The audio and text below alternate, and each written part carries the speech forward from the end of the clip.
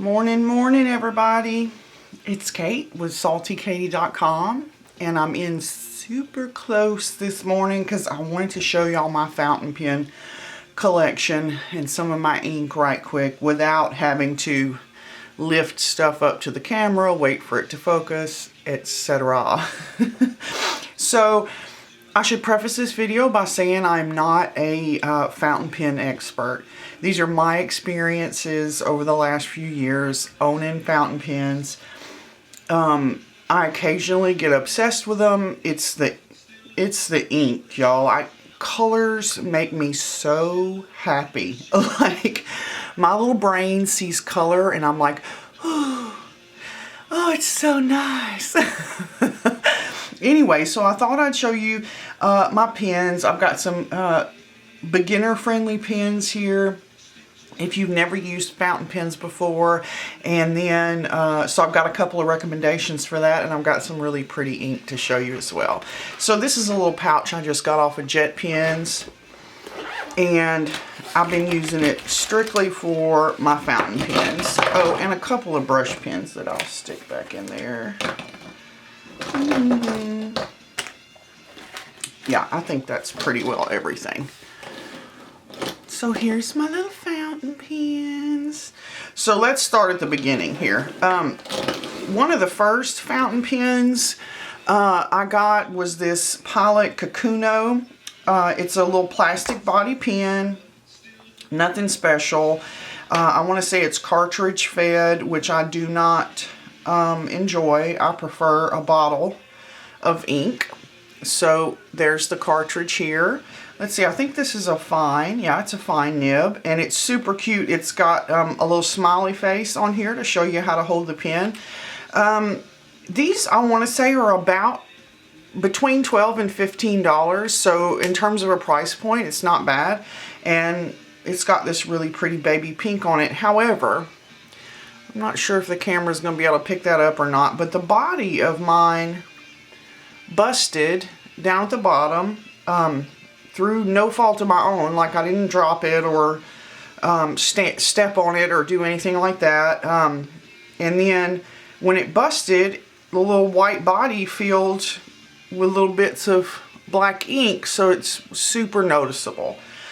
I can't say I'd recommend that pen because of it. Now, it's cute for taking pictures, and if that's all you're interested in, then maybe that'd be a good pen for you, but I can't say I'd recommend it because of the body busting, and plus being a cartridge fill, which I just don't. I mean, you might could get a converter for this. I never tried because the body busted, so you might be able to fit it with a Pilot converter, which will turn a cartridge pen into a pen that you can draw up ink into. So there's my first one. Let's see. This is also one of the first pens I purchased. I've got two of them here. These are demonstrator pens, which means that you can see the ink through the body. This is a Nemosine Singularity. If you can see all the ink in that cap, it shouldn't be there. It should not look like that. This is a medium nib pen. It's actually a really pretty pen. But I filled this with some really pretty pink ink, if you can see, and then it spit out, no joke, shot out a pile of ink onto my desk at work, myself, and I was covered in pink ink. So I cannot recommend this pen. As far as I can tell, I didn't actually do anything wrong. This is also like a little piston fill, so the piston's not empty, so I'm not going to twist it. But all you do is twist it until the piston goes down at the bottom here, stick it in a bottle of ink, and then twist it the other direction until it fills up with ink. So I actually have two of these pens. This one betrayed me. This one hasn't yet. These are very juicy pens. They put out a crap ton of ink. And because it's this is a medium nib, in my experience, a medium nib on up means a juicier pen that's more likely to feather. Let me see, I probably got an example. There we go. So right here, it's Nimacine Singularity with Diatramenthus dianthus ink. And I don't know if you can tell in comparison to these other pens, but that's quite a juicy pen with quite a bit of feathering as well. So, and these pens I want to say are in the neighborhood of $20 a piece. So for a plastic body pen, I don't know, for $20 I think you could do better. I got sucked in because they're see-through and pink and clear and stuff, so I don't know that I'd recommend those either. Maybe you'd have better luck with a fine point of one of these than I've had, but this one I keep it because it makes me laugh every time I look at the ink down in there, because I mean this pen spit out more ink than the law allows, and I was like, just covered in ink. So Nimacine Singularity Demonstrator fountain pens. There's those. Let's see. This was a purchase relatively early. This is a Kaweco Sport fountain pen. Let's see. I think this is cartridge fed as well. It is, and look, the cartridges even come loose out of there. See, I do not enjoy cartridge fed pens. But this pen got me because of how cute it was. It's a little short pen. It's mint. I don't know what else I need to say. I mean, it just got me because, and let's see if this says, this looks like it says EF for extra fine. Let's see how it writes. But again, this got a cartridge in here and I'm not really a fan. And this is a Kaweco, let's see, I think, yeah, Kaweco Smoky Gray. Not all that impressed with it, but it's really pretty for taking pictures. I can't remember how much this cost, probably too much, and I want to say you have to buy the pin clip separately. So take that for what you want. Okay, I want to say the next pens I started buying were, and I think this one is empty right now. These are Pilot Metropolitan pens. This is a medium as well. Let's see, here's another one. This one's got some ink in it. This has actually got, I think, J. Herbin. This is a medium nib, so you can see how much more ink it's putting out. I started off buying a lot of medium nibs because I like the ink. I want to see the ink. However, I ended up starting to buy fine pens because I have to worry less about the amount of ink coming out, and I don't have to worry as much about feathering and what kind of paper I'm using, if that makes sense. So if you stick to a fine or an extra fine, you pretty well be okay. But if you go to medium and above, then you have to be a little more sensitive about the paper you're using. So this would really be a good pen for a beginner. They're about $15. It's a metal body. If I'm not mistaken, I don't think I had to purchase a converter for this, but it is possible. You can buy these little converters. Let's see if I've got one. No, I don't have one to show you. I can show you one out of another pen. Let's see. Here we go. So this little bit right here comes out. So this pen would have originally come with a cartridge, and I installed a converter. They're just a couple of dollars. And then you can draw up whatever kind of ink you want into the converter, install it into your pen, and then you've got a converted pen that you can then change the ink without using the cartridge.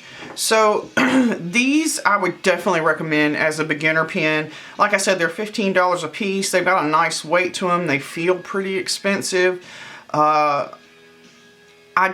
They're not as pretty as some other pens, but if you were able to find like a nice color that you liked and pair it with a good ink, no big deal. So if you're a brand new fountain pen user, for $15, you really cannot go wrong with this Pilot Metropolitan pens. I might try Fine Nib if it was me, but you know, you do what you like. So definitely a really good beginner recommendation there. I have enjoyed these pens, but I do wish I had gotten Fines. So the next pens I started ordering were these Lamy. I think they're all-star pens. I wonder if it says on here. This just says Fine Lamy. I like the way these pens look. They're all metal bodies, and I've got converters in all of them. This is a Fine Nib as well. And okay, this is a medium. Then I've got my Noodler's turquoise in there. That's not a really beautiful ink. I don't know what it is. Here's my issue with these. These are around the same price point, maybe $25 to $28. My issue with these is I was never able to get a really beautiful, consistent line with these. I get lines that look like that first line right here. Let me see if I can catch that focusing. Yeah. You see how it's kind of, it skips. When I start writing with it, they skip as soon as you start. Which one am I looking at? Yeah. And it just doesn't, I don't know if maybe I need to be pressing harder or what it is, but I have never been able to make these pens consistently write without skipping. So, and I don't like that. The reason I use a fountain pen is I want to see the ink. That's the part that makes me happy, the colored ink. So these are kind of pretty, but I wouldn't recommend them. I really wouldn't, just because I've had no end of trouble. Like if I pay $28 for a pen, I really expect for it to write right every time. I want it to look good every time I use it. And that is just not the case with these pens. And I don't... See, even if I press hard, it still doesn't... yeah. So these Lamy pens, I can't say I recommend these lower end Lamy pens. Let me put it like that.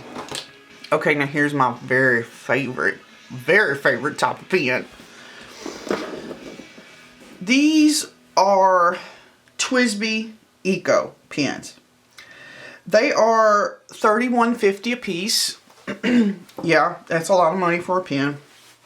I really can't see myself spending any more money than that on a pen. I would consider it sort of a luxury item. But I am a stationery shop owner by trade, so it makes sense to me, for me personally.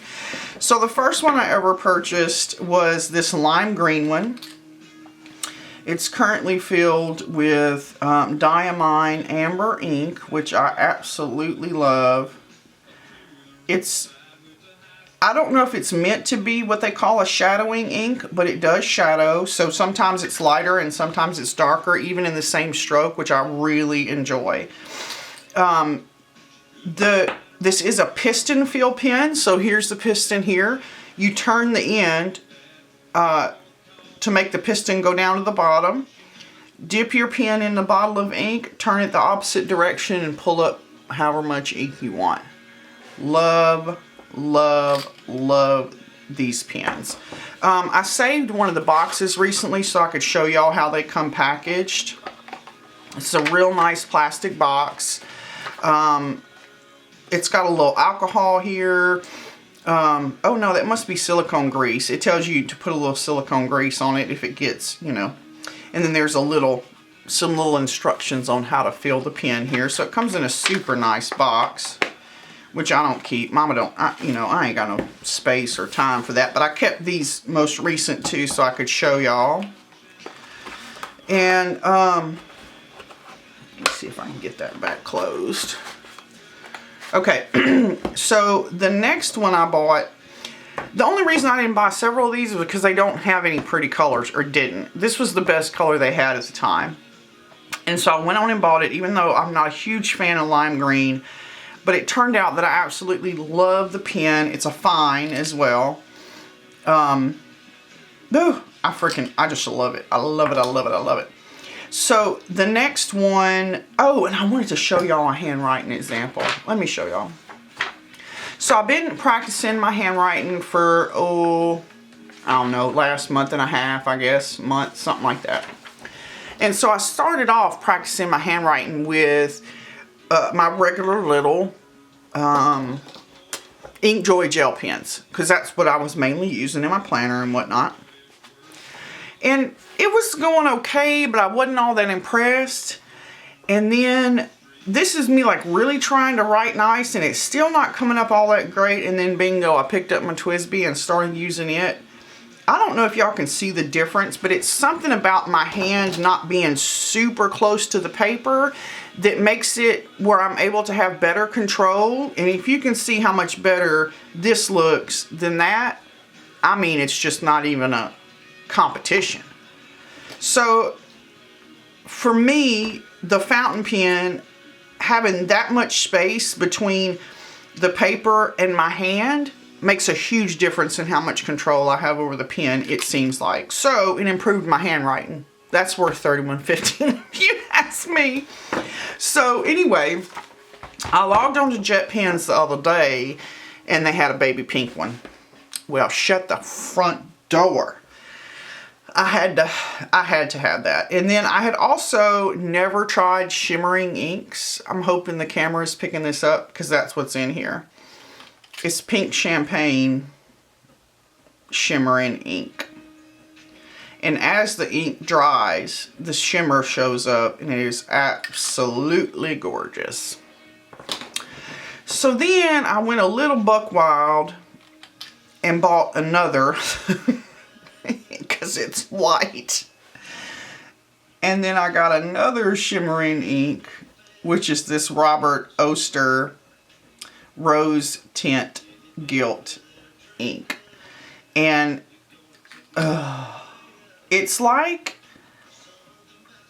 a combination between like a baby pink and a rosy pearly. It's just really gorgeous. So if you have $31 that isn't spoken for, girlfriend, go to jetpens.com and get you this Twizz Be Eco.